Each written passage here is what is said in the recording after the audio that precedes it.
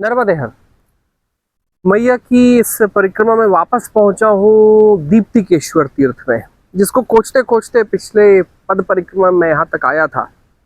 तब मैया का जल स्तर इतना नहीं था और मैं कहीं दीप्तिकेश्वर तीर्थ में पहुंचकर महत्वपूर्ण, जिसकी कथानक बड़ी पुरानी है, बड़ा अद्भुत इतिहास है। जब देवताओं ने कहीं पर बोधवाड़ा में, जब देवताओं ने कहीं जब परिक्रमा आरंभ की, और परिक्रमा आरंभ करने के बाद जब मैया नर्मदा के खंड में चलते चलते उन्हें अंतर भय का एहसास हुआ, उन्हें अंतर भय लगा। कहीं थोड़ा सा दानवों का भी लगा और कहीं अपनी परीक्षा भी हो रही थी देवताओं की।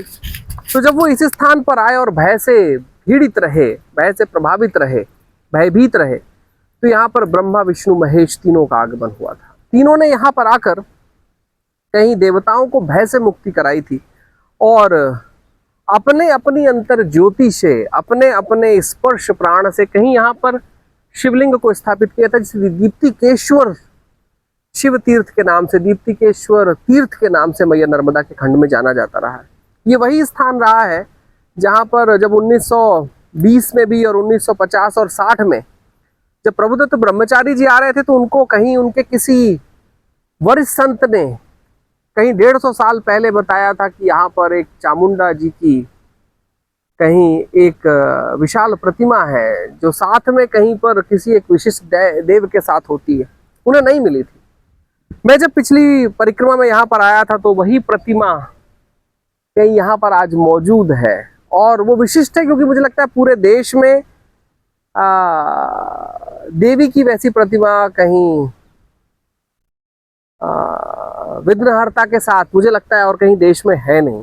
साथ में बड़ी मोहक मूर्तियां हैं, जहां पर जो मूल शिवलिंग रहे हैं वो आज भी जल में मौजूद हैं, लेकिन कहीं उनकी दीवालों को ले जाकर कहीं ऊपर रख दिया गया। भगवान तो आज यहीं मौजूद है। तो हम आज तीर्थ में खड़े हैं।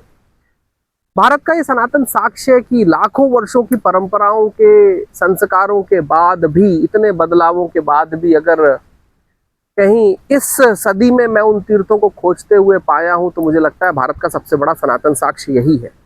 दीप्तिकेश्वर तीर्थ की महत्ता रही है, जिन्हें ब्रह्मा विष्णु महेश तीनों को एक साथ पूजना हो, जिन्होंने कहीं गणपति जी जो विघ्नहर्ता हैं और कहीं पर जहां चामुंडा जी की एक साथ पूजा करनी हो, वो ये स्थान रहा है। दीप्तिकेश्वर तीर्थ मैया नर्मदा के खंड में वो स्थान रहा है जिस स्थान पर एक साथ कई विद्याओं की पूजा हुआ करती थी।